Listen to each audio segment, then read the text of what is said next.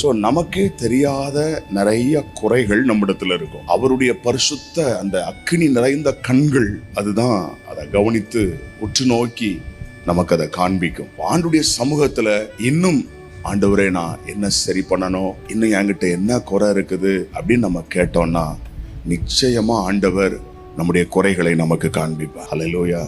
இன்னைக்கு வாசித்த வேத பகுதியில் அதான, இன்னும் உன்னிடத்தில் ஒரு குறை உண்டு, இன்னும் உன்னிடத்தில் நீ பூரண சற்குணனா இருக்க விரும்பினான். அப்ப பூரணமாகணும் அப்படின்னா ஆண்டவர்கிட்ட கேட்கணும், ஆண்டவரே என் பார்வைக்கு நான் எல்லாத்துலயும் சரியா இருக்கிற மாதிரி தெரியுது.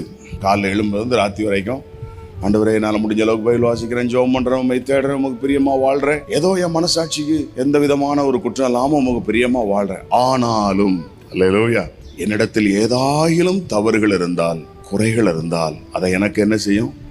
நீ காண்பி ஆண்டவரே.